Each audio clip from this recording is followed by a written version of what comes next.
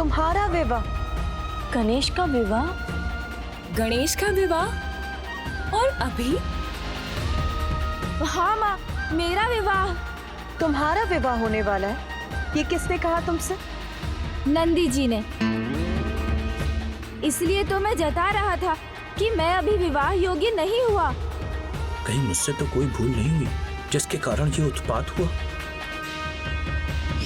शीघ्र अपने पुत्र के लिए उचित कन्या ढूंढनी होगी हमें। नहीं गणेश, नंदी जी को तो अधूरा ही सत्य ज्ञात है। अपने पुत्र के विवाह की चिंता अवश्य है हमें, किंतु तुम्हारी नहीं पुत्र कार्तिकेय की। भैया का विवाह? हाँ पुत्र, तुम्हारे भ्राता का विवाह।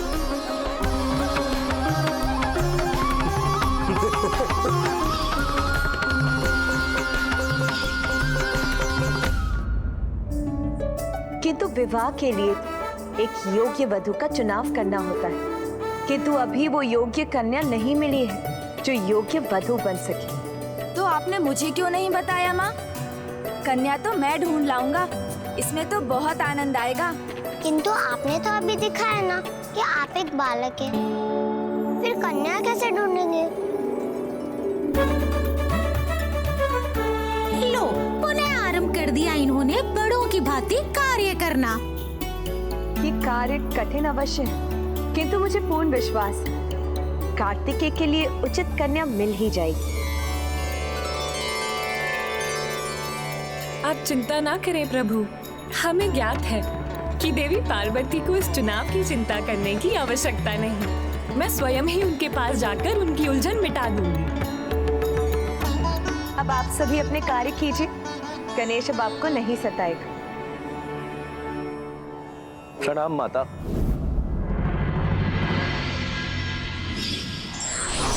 प्रणाम बुआ जी, प्रणाम मामी जी। प्रणाम सरस्वती माता, प्रणाम लक्ष्मी माता। कल्याण हो पुत्री। क्यों देवी पार्वती? आप अपने पुत्र कार्तिकेय के लिए योग्य वधू ढूंढ रही है ना? अच्छा हुआ आप दोनों आ गईं। मुझे आप दोनों की सहायता की आवश्यकता थी।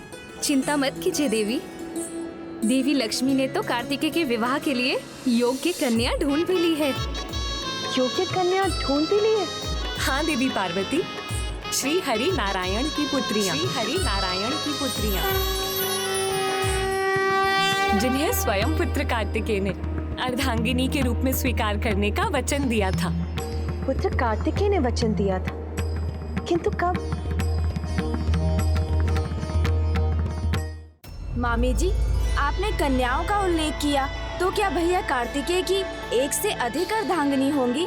हाँ पुत्र, कार्तिकेय जब प्रभु महादेव के गुरु रूप में उन्हें प्रणव शब्द का ज्ञान दे रहे थे, तब उस अलौकिक दृश्य को देखकर प्रभु श्री नारायण भावुक हो उठे और उनके नेत्रों से आनंद के अश्रु बह गए।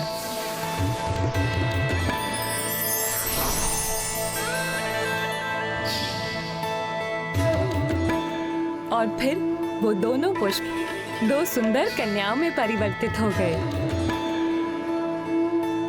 प्रभु श्री हरि नारायण के पुत्रियों के नाम हैं अमृतावली और सुंदरावली। और जब नारायण कार्तिकेय की महिमा से प्रभावित हुए, तब उनके अश्रुओं से उन दोनों का जन्म हुआ। इसीलिए आरंभ से ही उनके मन में कार्तिकेय के लिए स्नेह और निष्ठा का भाव था।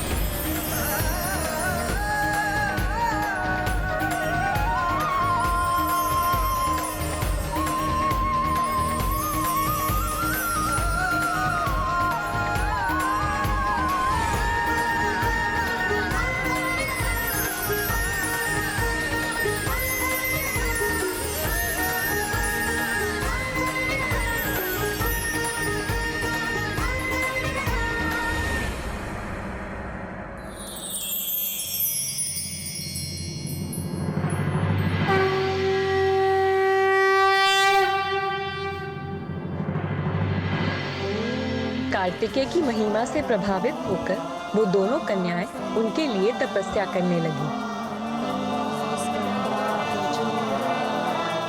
ओम तत्पुरुषाय विद्महे महासेनाय धीमहि तन्नो स्कंदः प्रचोदयात्। घोषाय विद्महे महासैन्याय धीमहि तन्नो स्कन्धः प्रचोदयात्।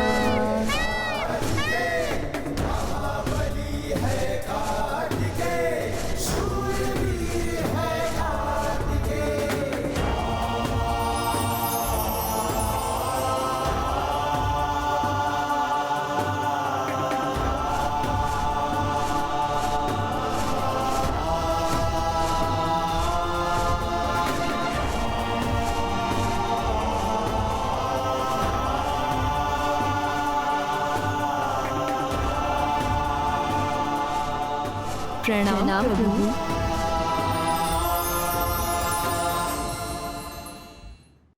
देवियों, मैं आप दोनों की तपस्या से प्रसन्न हूँ। कहिए, क्या प्राप्त करना है आप दोनों को? प्रभु, हम दोनों बहनें प्रभु श्री हरि नारायण की पुत्रियां हैं। आपके भव्य दर्शन से ही हम दोनों का जन्म हुआ है प्रभु, और आपकी सेवा करना ही हमारे जीवन का उद्देश्य है। हम दोनों से विवाह करके हमें धन्य कीजिए।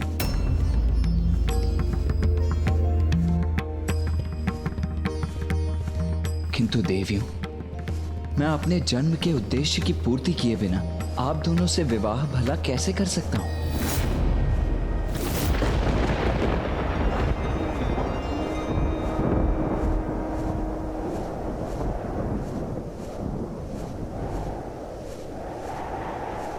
किंतु प्रभु, हमारे जन्म के साथ ही आपके प्रति निस्वार्थ प्रेम की भावना हमारे हृदय में उत्पन्न हो चुकी है। हमारी निष्ठा और हमारे समर्पण का उचित परिणाम दीजिए प्रभु। हमें अस्वीकार ना कीजिए। क्योंकि आपके साथ के सिवा हमें और कुछ नहीं चाहिए प्रभु।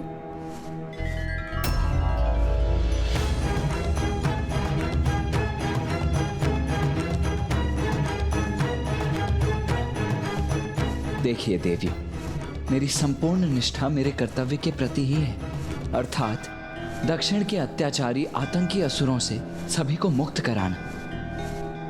और जब तक मैं उसकी पूर्ति ना कर लूं, तब तक यदि मैं आप दोनों से विवाह कर भी लूं, तो भी आप दोनों पर ध्यान नहीं दे पाऊंगा। इसीलिए अभी आप दोनों से मेरा विवाह करना आपके और मेरे दोनों के कर्तव्यों के लिए अन्याय होगा।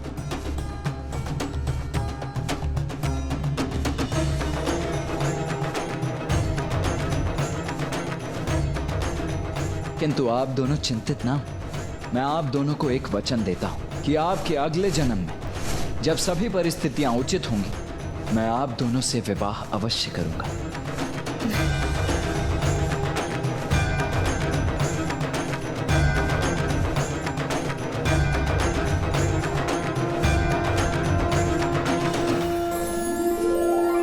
हमारे लिए इतना ही पर्याप्त है प्रभु। हम आपकी प्रतीक्षा करेंगे।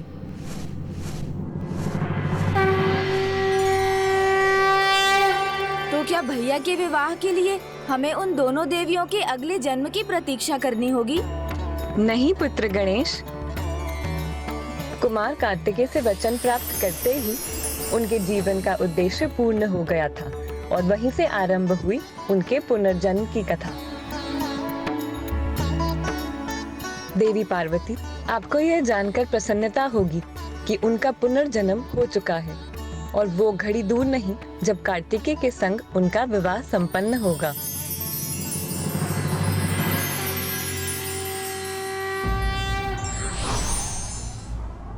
पूर्ण जानकारी के बिना किए गए कार्य से भ्रम उत्पन्न होता है, जो कि अनेक कठिन परिस्थितियों का कारक होता है।